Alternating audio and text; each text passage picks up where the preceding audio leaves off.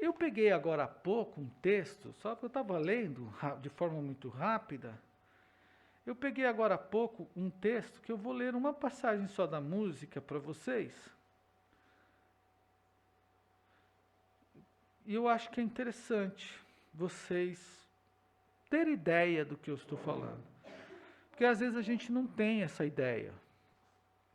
E quando a gente não tem essa ideia, a gente acaba tendo certa dificuldade até de assimilar isso. O título do texto é 10 músicas gospel que trazem, né, que traz heresias, que apresentam heresias.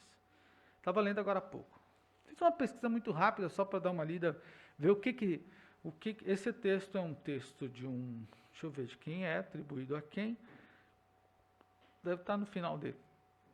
Mas ele está numa quando chegar ao final do texto aqui, eu digo para vocês, provavelmente, que eu não li ele inteiro. Mas ele começa, a primeira música que ele traz, como uma música teológica, uma heresia, é Raridade de Anderson Freire, que a gente gosta de ouvir. E observe, vou ler aqui a argumentação desse autor. Ele separa uma parte da música. A análise da letra da canção Raridade foi feita por muitos pastores, teólogos e administradores e blogs evangélicos. E aqui tem um link para a gente conferir onde essa música foi discutida por esse grupo de pessoas. Está aqui no Hyperlink, está aqui no texto. Há vários pontos em desacordo com a Bíblia e ele traz alguns. Vejamos alguns, citaremos alguns. Primeiro deles, sua alma é um bem que nunca envelhecerá. Talvez o cantor quisesse consolar o homem e recomendar cuidados com a alma, e assim escreveu que ela não envelhece. Na Bíblia, a palavra alma aparece no hebraico como nefesh e no grego como psique, e pode significar vida, pessoa, indivíduo. A gente precisa entender o contexto. Tem hora que a gente fala assim, ô Senhor, tenha misericórdia dessa alma.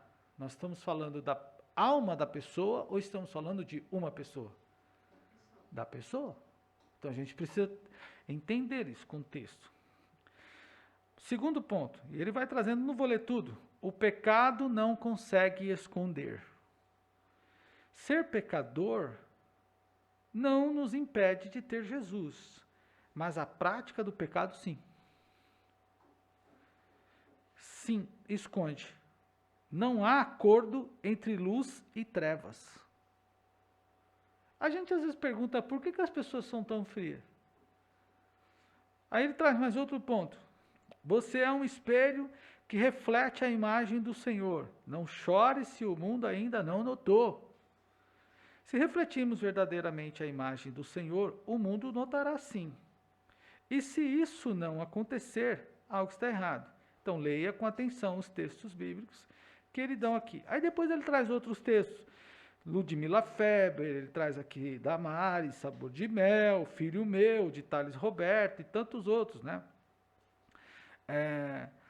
Como prometeste muitas águas, né? E aí ele vai trazendo. Então são discussões e a gente às vezes pergunta por que nós temos dificuldade no nosso relacionamento com Deus? Por causa exatamente desse esvaziamento teológico, doutrinário que está acontecendo na igreja. E você não pode pensar isso, porque você não pode aceitar que isso aconteça, porque amanhã a igreja deixará de ser igreja e virará um clube. E a igreja não é um clube. É bem verdade que aqui a gente tem relações sociais. O que são relações sociais? Eu conheci Adalberto aqui na igreja. Eu não o conhecia fora da igreja. Eu conhecia aqui. Conheci a irmã Janira aqui na igreja. Eu não conhecia a irmã Janira fora da igreja. Nos conhecemos fora da igreja, irmã Janira? Não nos conhecíamos. Conheci Joyce aqui na igreja. A Mônica, conheci aqui na igreja. Quem de vocês eu conheci fora da igreja? Só tem uma pessoa que eu saiba aqui na igreja, que eu me lembro agora, que eu conheci fora da igreja. 2 pessoas que eu conheci fora da igreja. Dentro dessa igreja inteira, há 2 pessoas com quem eu tive relacionamentos fora da igreja. E continuamos aqui dentro da igreja. Primeiro, a irmã Cida, que eu já namorava a irmã Cida, nós éramos jovens do mesmo bairro, né? Então, e a irmã Cláudia. Então, são 2 pessoas com quem eu tive relacionamentos fora da igreja. Os demais irmãos, todos vocês, eu conheci dentro da igreja. E isso é uma relação social. Olha como a igreja promove relações sociais. Mas não é um clube. Mas a igreja não é um clube. A igreja é um lugar de adoração a Deus. A igreja é a reunião dos salvos em Jesus. A igreja é o lugar, é o ambiente onde os crentes se reúnem para adorar o Senhor, para estudar a Bíblia, para preservar na comunhão, para partir o pão e para, inclusive, tratar com Deus a própria relação, a sua própria relação referente ao pecado. É na igreja. Então, se isto ocorre na igreja, tem coisa que não pode ser tirado dela de forma nenhuma. Ela não pode mudar, a igreja não pode mudar o papel. A gente tem aqui na igreja muitas atividades. Nós temos atividades sociais, nós temos atividades educacionais, nós temos atividades esportivas, nós temos atividades artísticas. Nós fazemos isso, nós ocupamos isso, mas nenhuma delas ocupa o lugar de adoração. Nenhuma delas pode ser maior do que a adoração. A igreja é o lugar de adoração. Diga glória ao Senhor, se você quiser. Agora, quando nós falamos de Deus, então vamos ao nosso texto. Quando nós falamos de Deus, o que é que as pregações, não todas, e músicas, não todas, estão fazendo com Deus? Esvaziando Deus. Há músicas que sequer falam de Deus. E não remete... Aí a pessoa se escora no livro de Esther, porque o livro de Esther também não fala Deus. A Esther... Qual que é o livro de Esther? É o livro de Esther, né? Isso mesmo. Que não fala do nome de Deus. Certo? Não fala. Aí alguém diz assim, mas não precisa conter o nome de Deus para se falar de Deus. Não precisa conter o nome de Deus para se falar de Deus.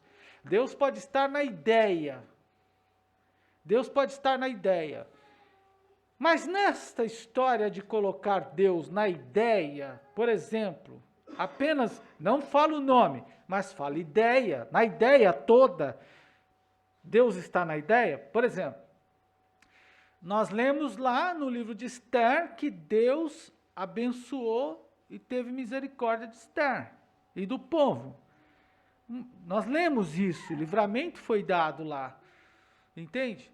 Então Deus está no contexto do negócio, na ideia, na história, na narrativa Deus está lá. Deus está. Agora, em outros, com base nisso, há pregadores e cantores que compõem música e eles colocam Deus na ideia. Mas em qual ideia? Por exemplo, vou citar uma música. Um cantor lá do passado, eu não sei se ele canta ainda, ele era um bispo de uma certa igreja, ele cantava uma música assim, a música dele era essa, gravada, eu vou lembrar a letra. Fala de coisas de amor só para você bem baixinho. Fala de coisas de amor só para você de baixinho. Conta história de amor, conta histórias de amor só para você em forma de canção. Não é sonho nem fantasia, são coisas que a gente vê. As palavras batem forte e bem de perto, direto ao nosso coração. Essa é a letra. Aí você faz uma análise. Onde está Deus nessa história? Quem é? Com quem que ele está? Quem é o você? Quem é o você da história? né? Porque se tem o eu, tem o tu. Fala de coisa de amor só para você. Quem é você? Quem é o você? O você não tá, o você não é Deus, o você não é Criador, o você não é Senhor, o você não é nada disso. Se você, nessa música, nessa letra, não é nada, não é Deus, então quem é? E essa música,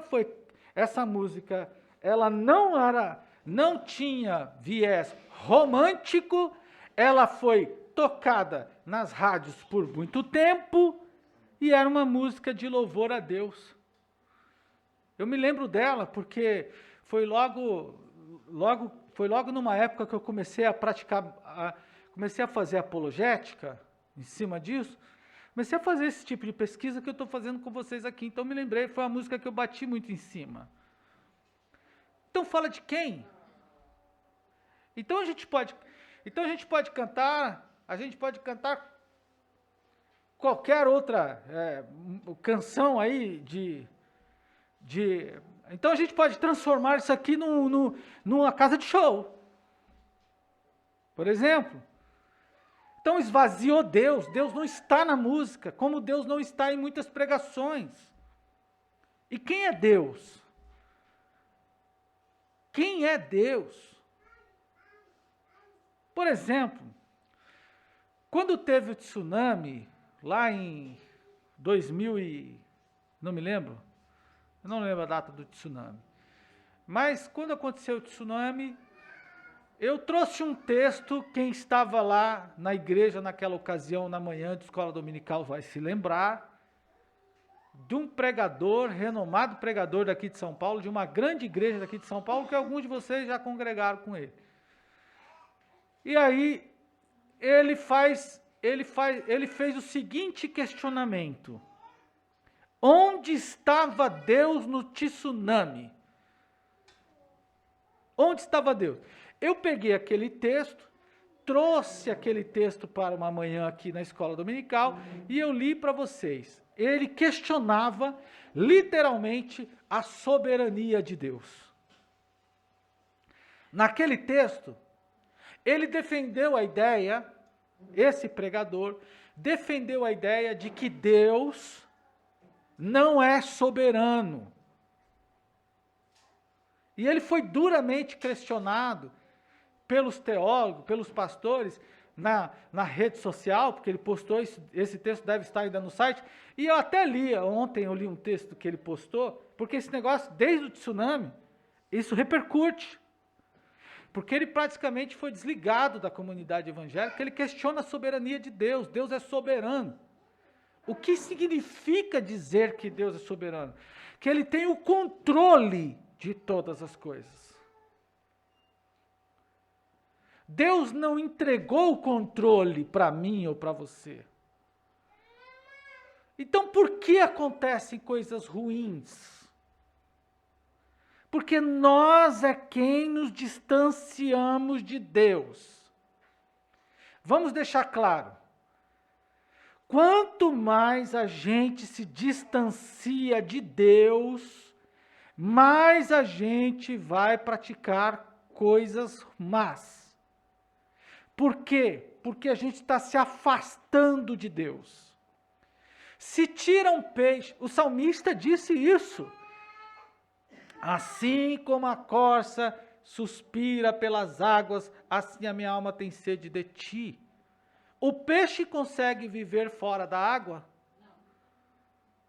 O homem, Deus é bom. Veja, quem é Deus? Deus é bom. Se Deus é bom e o homem se afasta de Deus, o homem deixa de ser bom. Porque ele está no que é bom. Quanto mais a gente se afasta de Deus, mais a gente vai dando lugar às coisas más. Ao pecado e tudo mais. Então você pergunta, por que o ser humano é assassino? Por que ele é violento? Por que ele faz tantas coisas assim? É porque ele está distante de Deus. Porque Deus é bom. Se eu ou você nos distanciarmos de Deus, não durará muito tempo para que a gente também já esteja fazendo coisas más. E olha, na presença de Deus, a gente cuida até do nosso corpo. Na ausência de Deus, a gente não cuida. Faça um exercício. Olha, irmãos, como eu estou mexendo com a memória de vocês. Entre na página da igreja, do Facebook. Entre na página da igreja. Faça esse exercício. Entre lá na página da igreja. Hoje eu compartilhei no Facebook uma imagem de um evento das crianças que teve aqui em 2013. Entre na página da igreja, veja a forma física de algumas pessoas que estavam na igreja naquela época, que permaneceram na igreja e saíram. Depois vá às redes sociais das próprias pessoas e faça a comparação das fotos. Veja como que elas estão. Aí você vai dizer assim, mas o que aconteceu? A pessoa começa a beber, começa a fumar, começa a passar noitada, ela vai... Aí você olha e fala assim, meu Deus, olha como ela está. Usar drogas, olha como ela está. Por que isso acontece? Porque o ser humano vai se distanciando de Deus. Não é todo mundo que quer estar em Deus, mas a gente precisa entender que Deus é soberano. E nessa lição de hoje, nessa pregação de hoje, nós vamos falar, a semana passada eu falei sobre as heresias, que a importância da gente conhecer Deus é para a gente não permitir que as heresias cheguem até nós. E que a gente consiga identificar a heresia. É preciso que vocês saibam disso. Vamos aproveitar o ensejo e dizer a vocês vão se lembrar disso o ano que vem. O ano que vem será de eleição presidencial. E as eleições do ano que vem será marcada pelo discurso religioso. Será marcada de forma mais acentuada pelo discurso religioso. Isso significa o quê? Que os políticos vão usar a linguagem religiosa. Eles vão se vender como crente. Isso já foi feito, só que foi feito e era feito por políticos que perderam a eleição. Na eleição passada, foi feito por um político que venceu a eleição. E o político que venceu a eleição, ele se batizou na igreja, no Rio Jordão. Ele é católico. Ele é um católico que toma a hóstia batizado no Rio Jordão. Tudo bem. Ele é um modelo de crente sincrético.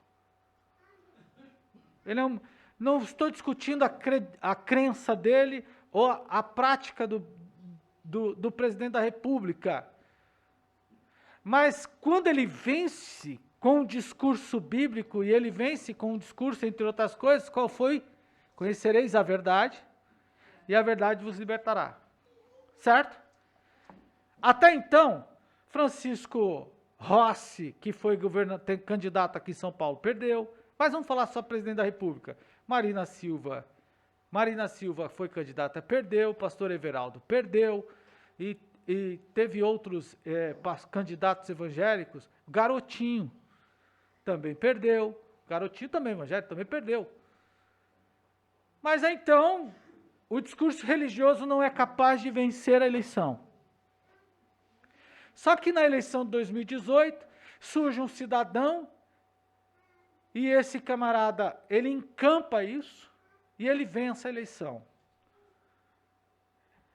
E até agora, não se encontrou nenhum outro recurso capaz de encantar o povo evangélico,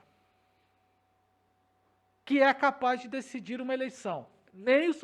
nem o Supremo Tribunal Federal, tentando colocar uma barreira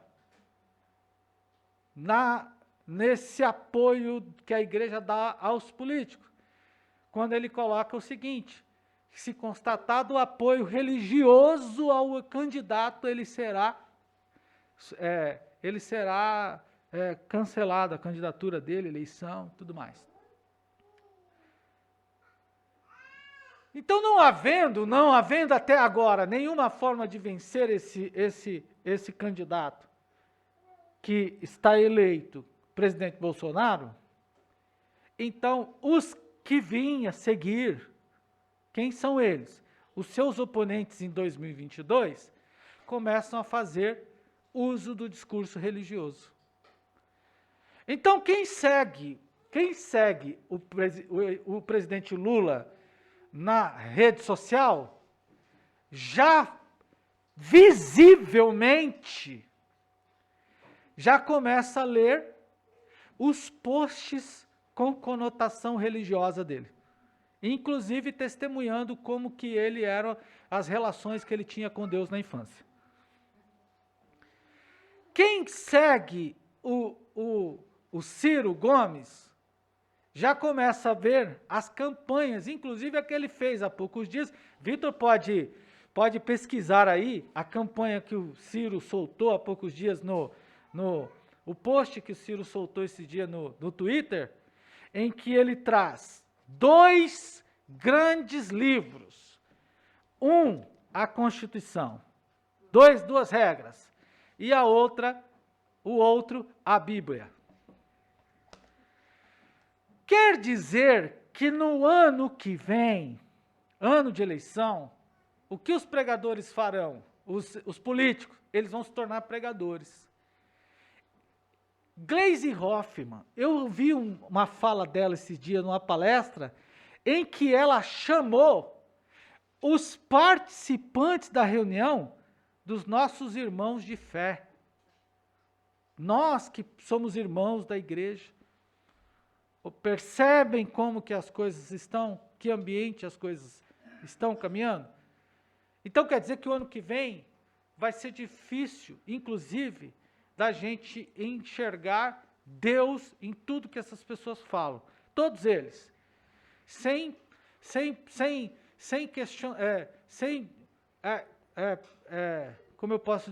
excluir nenhum. Mas isso tem um problema para a igreja, que precisa, desde agora, deixar claro para vocês. Isso precisa deixar muito claro para a igreja. Apesar de que nós votamos pelo nosso alinhamento ideológico, cada pessoa faz isso, a gente precisa entender que nenhum político é Deus. Nenhum político é Deus. Deus não é homem. E o homem não pode ser Deus. Deus é Deus e o homem é homem. E eu preciso saber quem é Deus, como Ele é, quem Ele é, o que Ele faz, como Ele age. Deus não se materializa num objeto. Deus não tem figura, como eu coloquei aqui a semana passada. As pessoas colocam imagens, rosto de leão, águia. Isso não é Deus. Deus não é um objeto que, como os judeus colocaram dentro de uma caixa. Os judeus colocaram alguns objetos dentro de uma caixa, e aquilo se tornou para muitos uma representação real de Deus. Deus não é isso. E a gente precisa deixar isso claro. Então, quem é Deus? Como que a gente pensa Deus? Deus tem corpo físico? Deus tem mão? Qual o idioma de Deus? Qual é o idioma de Deus? Qual é a cor do seu cabelo? Qual é o tamanho da sua mão? A Bíblia diz que a terra são os estrados de seus pés. Então, mas me diga, Deus tem aparência física? Então a gente precisa ter concepção de Deus, por quê? A gente precisa compreender Deus, por quê? Algumas pessoas estão vendo, como eu disse a semana passada, eu apresentei aqui que tem, Deus é entendido de forma diferente em diversas religiões. Os indianos veem Deus no animal. Citei aqui o episódio do Jacan, do cozinheiro lá, o mestre, que foi resolver o problema na cozinha dos indianos. E chegou lá, viu um alimento, uma carne estragada, pegou a carne e jogou fora, e os indianos ficaram aborrecidos, porque para eles a carne é Deus. Está lá, não sou eu que estou dizendo não. Está no vídeo lá. Está lá no vídeo, só estou citando algo que está na internet, você pode pesquisar. Jacan no restaurante indiano. Vai lá no Google, no YouTube que você vai ver. Então Deus, para uns é carne, e para nós? Quem é Deus? Como Ele é? Onde Ele está? Como Ele age? Ele tem ou não tem poder? Isso precisa estar claro para nós. Então, neste livro, Declaração de Fé, lá na página de número 32, tem ali os atributos de Deus. Quem tem pode abrir na página 32. Nós vamos ler. E à medida que a gente for lendo, a gente vai fazendo pausas e compartilhando. Ele diz assim: sobre os atributos naturais, são coisas do próprio Deus. Ninguém deu a Ele. Ninguém compartilhou com Ele. Olha lá a campanha do Ciro. O Vitor está colocando aí, ó. Qual foi a data desse post, Vitor? Desse vídeo aí? Eu não consigo ver aqui. Olha lá. Olha aí, só tem a data ali, cadê? Sobe um pouco. Hã? Olha lá, ó, 21 de junho de 2021. Aí. 21 de junho de 2021. Ó, ele traz a Bíblia na mão e a Constituição na outra. E para dizer melhor ainda, observe, ele faz uma sinalização a dois públicos, mas ele tem um alvo direto. E o enunciado em cima fala exatamente, mas a Bíblia e a Constituição são dois livros. O que está escrito lá?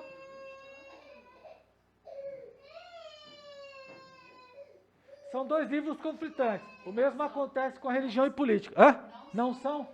Olha lá, não são conflitantes. O que ele está dizendo ali? Ele está sinalizando para você que ele vai dirigir um discurso para você, e ele vem com aquilo que você tem como maior valor, que é a Bíblia. Então imagine como será o ano que vem.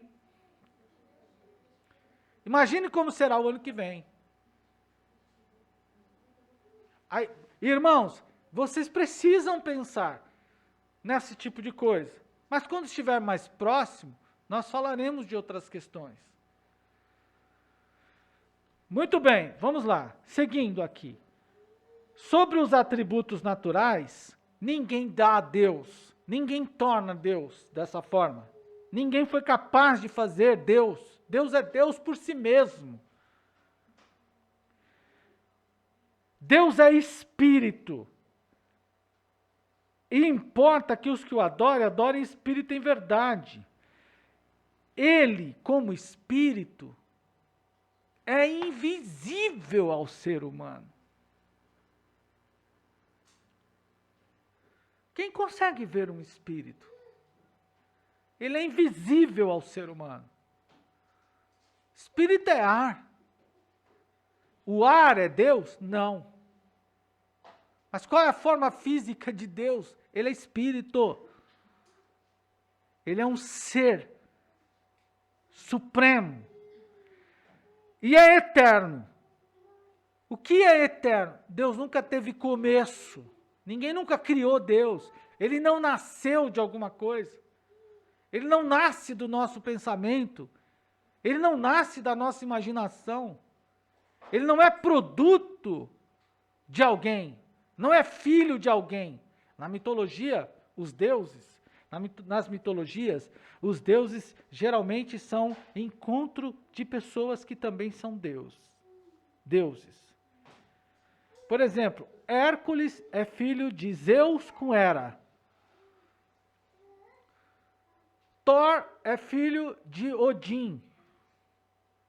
E é interessante como essas mitologias, elas apresentam Deus nesses formatos. E agora, Deus, ele é eterno, ele é por si. Ele não tem começo, não teve começo, não teve princípio e nunca terá fim. Quando será o fim de Deus? Nunca. Aí, observe. O Deus eterno seja a tua habitação, e por baixo de ti estejam os seus braços. Seguindo mais abaixo, o texto diz assim: desde quando? O que é uma eternidade? Eternidade, irmão, é um tempo que não tem fim. A aliança tem um símbolo de eternidade. Ela não tem começo, não tem fim. A eternidade com Deus e a eternidade sem Deus. A eternidade sem Deus é um tempo sem fim. A eternidade com Deus é um tempo sem fim. Quando começa a eternidade para o cristão?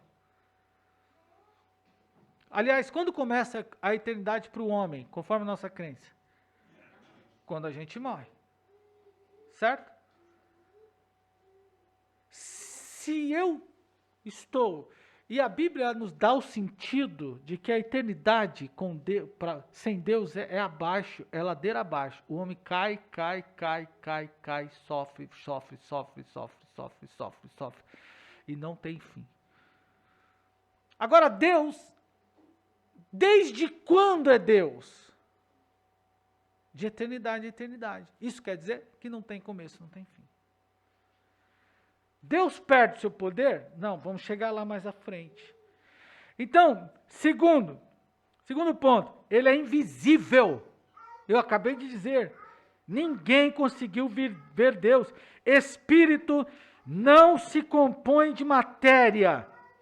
Deus não tem carne, não tem osso. Deus não é substância, pois é substância imaterial e invisível. Deus não tem carne, não tem pele, não tem osso. E quando a Bíblia fala da mão, mas a mão de Deus, mas o pé de Deus. E as músicas que a gente canta, a mão de Deus vai te tocar. Sinto a mão de Deus, a emoção que estou sentindo, eu vejo a mão de Deus. Mas a Bíblia não dá sentido, a Bíblia não atribui a Deus um corpo físico. Como é que a gente explica isso? Por conta disso, há quem vende, até quem vende luvinha é mão de Deus. Hã? Ele é imaterial, ele é invisível. Quando Deus, escute, vou falar isso de forma bem simples. Quando os escritores da Bíblia, bíblicos, escreveram que a mão do Senhor foi com ele, os pés do Senhor tocaram aquele lugar, né? O estrado dos seus pés, os olhos do Senhor procurarão os fiéis da terra, a boca de Deus, né? Suas narinas, de suas narinas, por exemplo, Isaías 59. Eis que a mão do Senhor não está encolhida para que não possa nos abençoar, nem os seus ouvidos agravados para que não possa nos ouvir. Observem que os escritores atribuem mão, dão a ele olho, boca, pé, ouvido, sentimento, nós vamos falar mais à frente. Por que eles fazem isto? Por que fizeram isto? Por que isso está posto na Bíblia? É uma pergunta que a gente... Se Deus é Espírito, não posso tocar. E por que a Bíblia diz então que ele tem mão? Pergunto aos irmãos. Você é capaz de falar de algo que você nunca viu? Você é capaz de pensar, imaginar algo que você nunca viu? Que não está no contexto da sua memória? Que você não tem referência? Tem coisa na Bíblia que a gente não tem a menor referência. Por exemplo, se você vai lá para Apocalipse, as ruas são de ouro, a Cidade Santa, a descrição da Cidade Santa. A descrição da Cidade Santa. Você pega lá Apocalipse, eu não vou ao texto. Aí ele começa a descrever as ruas tal, não sei o quê, muro de jaspe, águas jaspe, água como cristal, você vai tendo referências. Você consegue imaginar? Algumas coisas você consegue imaginar, outras não. Eu quero que você diga uma coisa. Se você visse Jesus desse jeito aqui, desse jeito, eu vou ler para você. Aliás, nem Jesus. Se você visse um ser, agora à noite, agora de noite aí, agora à noite, saindo, aí você está indo para sua casa com a sua Bíblia, aí você encontra com um ser igual esse aqui, ó. Eu vou escrever, ó. Quando voltei-me para ver, me presta aqui uma tradução, porque tem alguns termos aqui que nem eu entendo. Presta aí, Mateus. Vamos ver esse homem aqui, essa figura.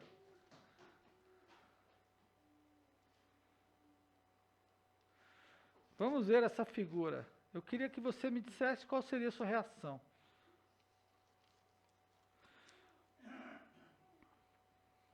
Vamos lá. Tá aqui, ó.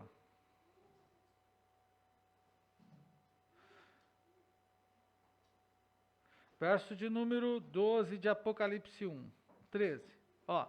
Virei-me para ver quem falava comigo. Vi 7 candelabros de ouro. No meio dele, um ser. Olha aí, parecido com um homem, vestido com uma roupa que chega até os pés, com uma faixa de ouro em volta do peito. Seus cabelos eram brancos como a lã, e como a neve. Os seus olhos, até aí tudo bem, até o cabelo branco tudo bem. Olha agora, e os seus olhos eram brilhantes como fogo. Os seus pés brilhavam como bronze refinado. Olha só, como bronze refinado na fornalha polido. A sua voz parecia o barulho de muitas cachoeiras. Vocês conhecem o barulho de cachoeira? Barulho de muitas cachoeiras. Juntem agora o barulho de 1, 2, 3, muitas. A mão direita segurava 7 estrelas. Na mão direita segurava 7 estrelas. Na sua boca saiu uma espada. A espada... E a espada com 2 gumes, cortes. Afiada dos 2 lados. O rosto brilhava como o sol. Alguém consegue olhar para o sol? Quando eu vi, o que João fez? você faria o quê? O que você faria? O texto não diz que João caiu de poder. Está escrito aqui que ele caiu de poder?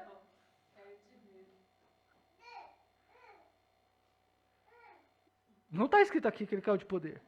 Ele pode ter tido um impacto de poder. E Jesus vai acalmar aqui, ó, olha só. Caí como morto. Porém, ele pôs a mão em mim. E veja o que ele diz em seguida, ó. Não temos. Então ele caiu de quê?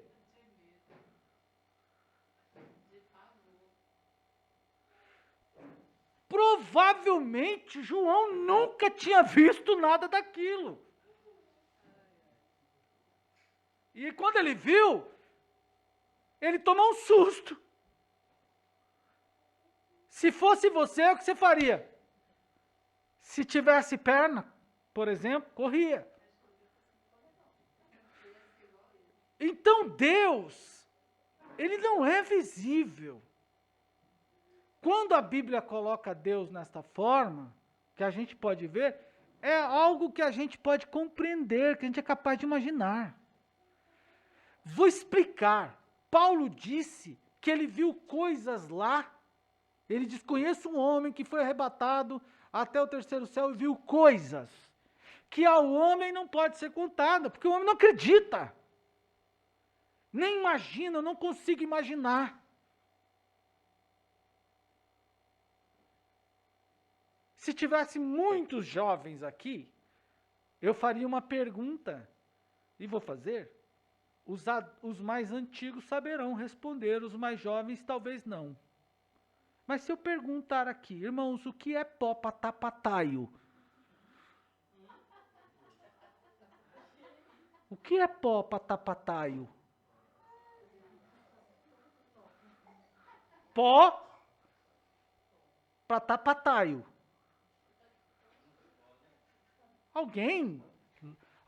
Talvez alguém com um pouco mais de experiência nesse sentido vai saber. O que é isso? É o pó de sulfa. Era aquele pó que as pessoas que tomavam corte, ela jogava lá e tapava o taio.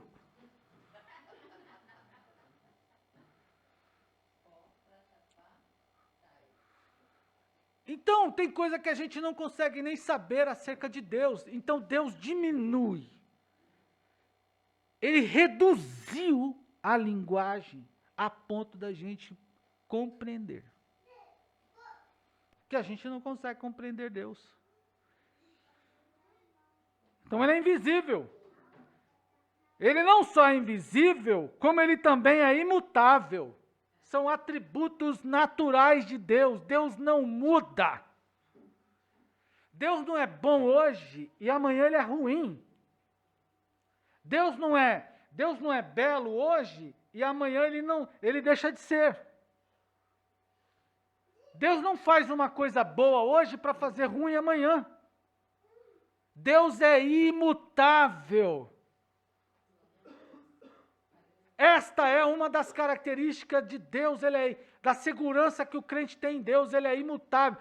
Deus criou o mundo de um jeito, ele deu diretrizes para continuar do mesmo jeito, e ele continua da mesma forma, e quando tudo acabar, Deus continua do mesmo jeito. Tudo muda, mas Deus não muda.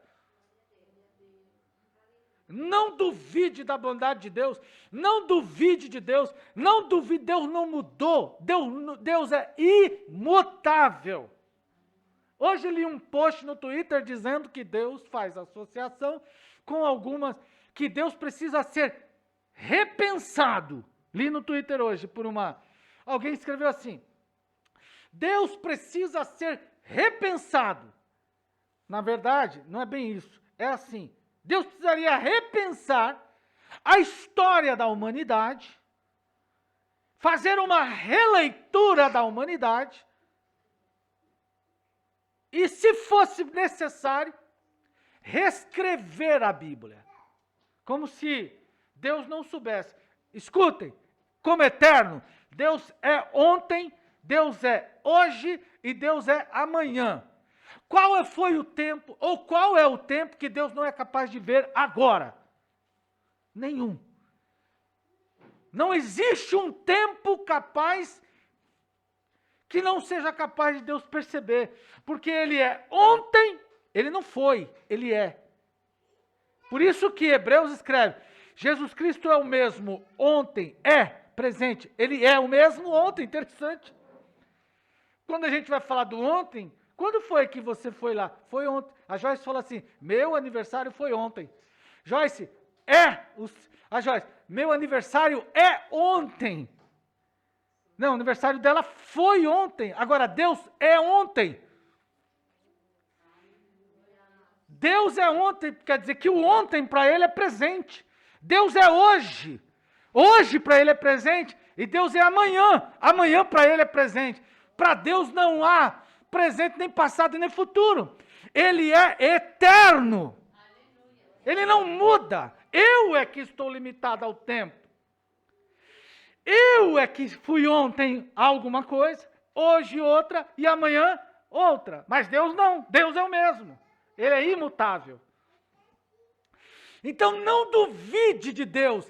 Ele não mudou. Deus não é mais Deus por causa de mim. E nem menos Deus sem eu. Deus não precisa de mim. Ele compartilha comigo. Ele, por sua misericórdia, nos insere no plano. Eu não teria competência para falar a você. Eu até poderia falar aos seus ouvidos, em termos apenas de conhecimento, mas jamais eu tocaria a sua alma. A minha fala chega aos seus ouvidos, mas é a barreira existente entre eu e você. Mas a palavra de Deus vai até a sua alma. Deus chega até lá. Ele está acima de tudo isso. Então ele é de eternidade. E tem mais. Seguindo o texto, ele é imanente. O que é imanente? Ele está acima e se relaciona com a criação. Olha, irmão, que coisa... Pense numa coisa interessante. As divindades, quando você lê a história, as divindades, e isso também foi pensado pelos judeus. Deus está lá, ele é intocável, inacessível. Ó, vamos repensar isso. Olha aqui para mim, repense. Deus está nas alturas, ele é intocável. Quando fizeram um templo, colocaram Deus no Santo dos Santos. Essa música é até interessante. No Santo dos Santos. Tem uma que diz assim, leva-me à sala do trono, pelo novo e vi. Vamos pensar essa música. Os judeus construíram um templo, fizeram as diferentes repartições, e lá no Santo dos Santos, ninguém podia entrar.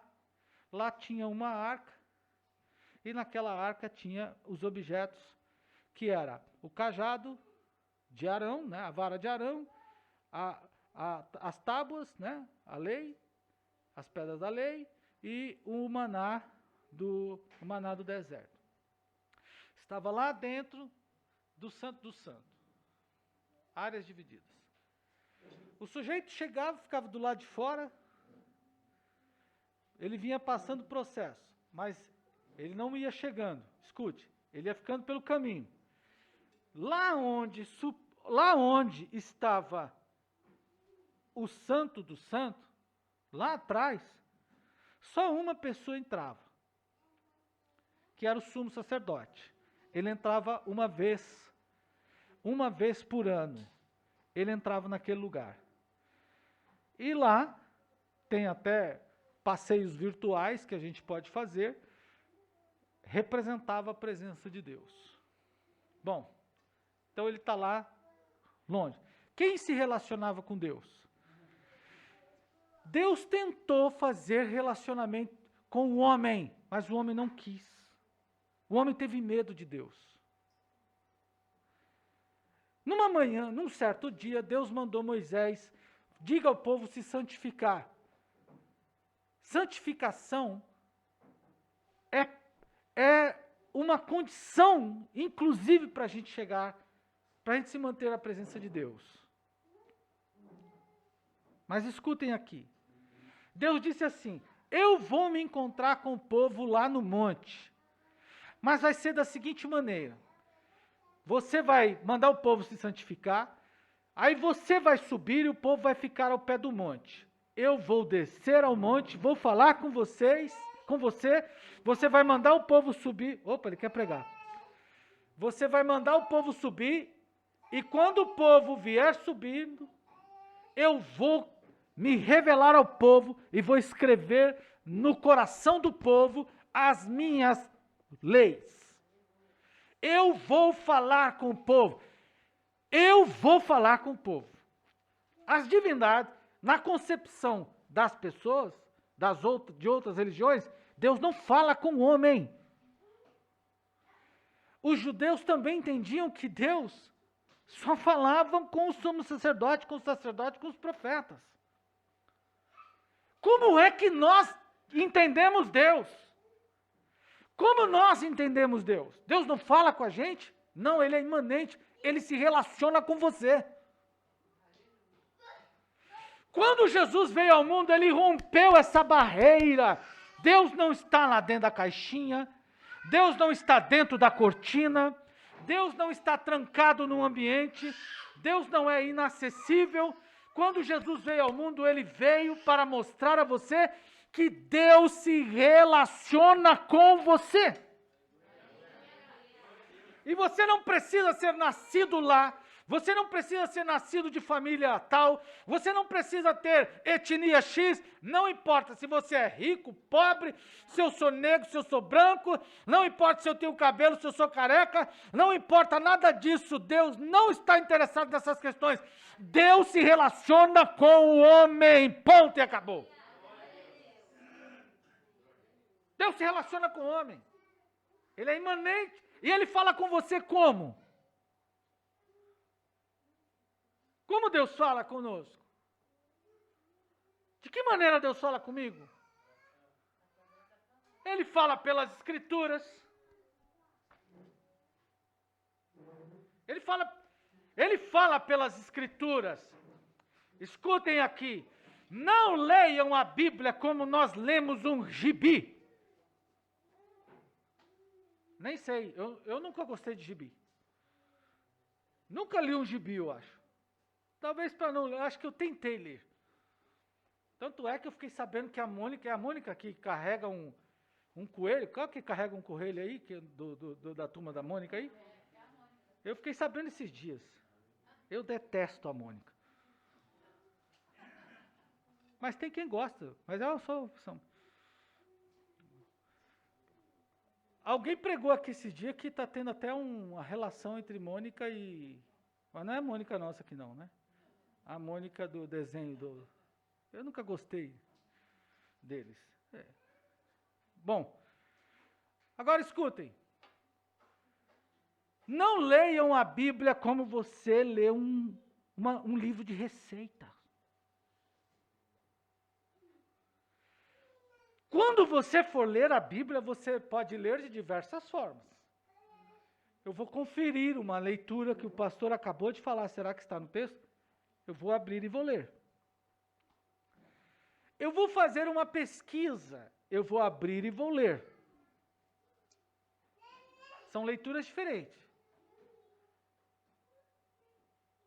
São leituras diferentes. O pastor está falando, abre aí a Bíblia comigo. Você vai abrir e ler. O fulano falou, mas isso está na Bíblia. A Adriana é campeã de fazer isso aí. De vez em quando eu dou umas gafes aqui, que a gente erra, no endereço do versículo, ela vem, termina o culto, ela vem, pastor, ó. Ela fala assim, pastor, ó. Lá no versículo está escrito assim. Aí você vai lá e confere. Isso é, todos vocês deveriam ser assim, com todo pregador. Não é só ela que faz isso comigo, não. Todos nós deveríamos conferir. Mas tem uma leitura que é essencial, diferente de todas as outras. E como é essa leitura, irmão? Essa leitura tem que ser feita da seguinte maneira: você não vai ler para pesquisar, também não vai ler para consultar, mas você vai ler para refletir. E ela deve ser feita de que maneira? Ela não deve ser feita de qualquer jeito. Você deve pedir a Deus: Senhor, esta é uma forma do Senhor falar comigo. Fala comigo. E aí você vai ler. E tem pessoas que fazem leituras interessantes, né? Tem gente que faz assim. Eu também já fiz. Hoje não faço mais. Fala comigo. Leia a Bíblia. Comece a ler um texto, por exemplo, pelo Novo Testamento. Qualquer que seja a leitura que você vai fazer do livro da Bíblia, leia depois, seguido de oração, e com o intuito de Deus falar com você. Porque será um relacionamento entre você e o Deus da Bíblia. Sem a interferência do pastor, do pregador, do ensinador, porque o pastor nem está lá. E quando você ler, você verá o quanto Deus vai falar com você. Senhor, abre meu entendimento para eu ler. Eu aprendi hoje no culto, que o pastor Marcos falou, que o Senhor fala comigo, o Senhor se relaciona comigo. Deus tem formas de se relacionar comigo. Tem coisas que me chamam a atenção, mas não a você. Tem coisas que me interessam, mas desinteressa você. E olha como Deus é capaz. Eu posso ler o Salmo 8, é isso que eu estou aqui, sem óculos, não sei nem que eu estou na mão. Eu posso ler aqui o Cantares 8 e ver alguma coisa, passar despercebida a outra, porque está fora do meu interesse. Eu não me interesso por tudo que está, por toda a linguagem, por toda a referência, eu não me interesso por tudo. Eu não me interesso por tudo que eu leio, todas as passagens que estão escritas aqui. Eu preciso conhecer todas. Tem coisas do meu interesse, mas tem coisas que não são do meu interesse. Por exemplo, se eu leio Lucas 1,37, minha alma engrandece ao Senhor, meu espírito se alegra em Deus, meu Salvador. Eu fico interessado por causa da estrutura dessa construção. Mas talvez você não se interessa. Quando você está lendo a Bíblia, e você está lendo com esse coração aberto, seguido de uma oração, pedindo a Deus para falar com você, você não entenda que Deus fala contigo. E naquela leitura, você vai bater o olho em alguma coisa e Deus te fará enxergar algo do seu interesse. E o seu olho para ali. Você continua a leitura, mas você volta ali. E então você começa a meditar naquele texto. E quando você começa a meditar naquele texto, o Deus que se relaciona com o homem começa a falar com você. E é interessante que ele fala conosco sem auxílio de ninguém, apenas pelas escrituras. Mas ele fala por outros meios. Ele fala pela música. Como eu disse outro dia, quando nós construímos aqui, que tivemos esse acidente, e passamos por uma provação muito grande, os irmãos se lembram disso? Eu entrei num estado que eu acho que hoje eu colho alguns frutos daquilo. Por exemplo, mas um dia eu parei o meu carro ali no posto família. Tem horas que é só você e Deus, e ninguém mais. Eu parei lá e comecei a chorar. Eu comecei a chorar e chorar muito. Porque eu estava muito angustiado com tudo isso que a gente estava passando aqui. Porque não era uma coisa que a gente queria fazer. queria que tivesse acontecido, perdão. E eu ouvi chegar uma mensagem de texto, não tinha WhatsApp. Chegou uma mensagem de SMS no meu celular. Eu escutei o barulho. Depois que eu parei de chorar, eu deveria ter feito um print, se eu soubesse, e pego aquela mensagem e trazido aqui, por exemplo, para vocês hoje. Quando eu li aquela mensagem, foi de um amigo meu. Um amigo que eu não via há muitos anos, mas que ocasionalmente eu encontrei na Castelo Branco, quando eu estava apreciando, eu passei por um carro, eu vinha na Castelo Branco, sentido São Paulo, e eu vinha andando bem, andando forte. Aquele trecho é um trecho que não tinha limite, o limite era de 120 e não tinha radar. E esses carros novos, quando você pensa, você já está lá. É assim que funciona. O carro, quando é um pouquinho mais velho, vai chacoalhando tudo, aí a gente controla. Aí o carro que é mais novo, a gente não vê nada disso. E eu vinha passando, eu vi um Fuscão bonito. Eu vinha na esquerda, vi um Fuscão bonito, sempre, na estrada sempre andei ali pela esquerda, só saía quando alguém... E vi um Fuscão bonito de longe, comecei a apreciar o Fuscão. E quando encostei nele, ele estava na faixa do meio. Quando encostei no carro, ele estava na faixa do meio. Aí eu dei uma segurada no meu, e apreciando, sabe quando você vai de trás para frente, apreciando. Quando eu olhei, o sujeito tá bração para fora, dirigindo bem tranquilão, e eu conheço o cidadão. Aí quando eu olhei a figura, eu falei, é tu? Aí eu tô aqui babando teu carro, abri o vidro, tô aqui babando. Aí trocamos as informações, paramos, trocamos as informações, celular e tudo mais, e nunca mais eu falei com ele. Passou, nunca mais. Naquela manhã, que eu estava chorando lá, no posto família que vocês conhecem, quem não sabe onde é aquele posto que tem bem em frente o Passa Rápido. Tem um posto do lado de cá da Teotônio Vilela, aquele posto lá, estava parado ali. Eu estava desesperadamente chorando ali.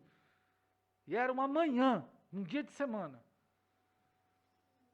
Quando eu parei, que eu olhei a mensagem de quem me mandou, foi aquele irmão que fazia anos que eu não via. E ele mandou uma mensagem dizendo que Deus estava me vendo que daria vitória para nós. Eu vou contar um negócio para vocês. Eu tenho ele no Facebook. Depois daquilo, nunca falei com ele.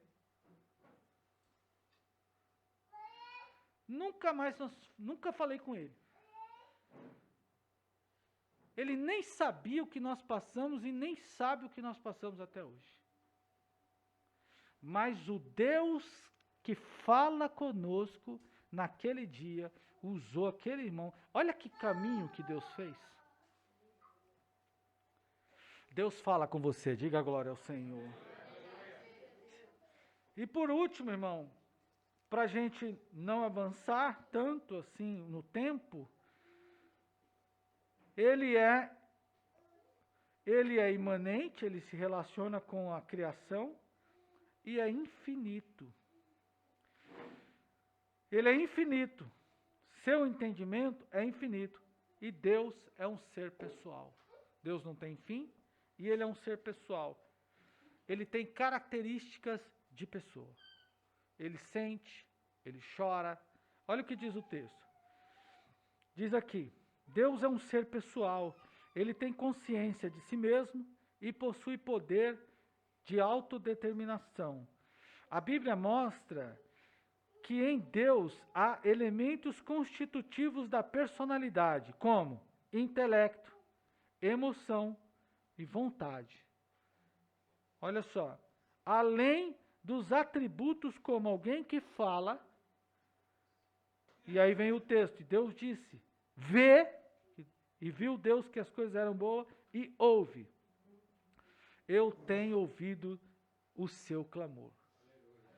Então, irmão, quem é esse, o que nós acreditamos do nosso Deus? Isso precisa estar claro. Primeiro, ele é espírito, ele é eterno, ele é invisível, ele é imutável, ele é imanente, ele é infinito e ele é um ser pessoal. E a parte mais interessante que eu quero compartilhar aqui esta noite, para fechar esta mensagem, Deus é o nosso Deus e nosso companheiro. E além de tudo, irmão, ele é a pessoa mais importante da sua família, da sua casa, ele é quem participa das suas emoções, ele anda com você, ele é a pessoa mais importante no seu carro, ele é a pessoa mais importante na sua refeição, ele é a pessoa mais importante nos programas que você faz. É por isso que quando a gente ora, a gente almoça, a gente come, a gente faz uma refeição, a gente ora e agradece ao Senhor. É por isso que quando a gente compra um automóvel, a gente sai, ou a gente chega, a gente agradece ao Senhor. É por isso que à noite e amanhecer, a gente agradece ao Senhor. Porque esse é o nosso Deus. Ele é um ser pessoal. Ele não é um ser que não anda conosco, que não fala. Não, ele é um ser que se relaciona conosco. Você pode glorificar ao Senhor?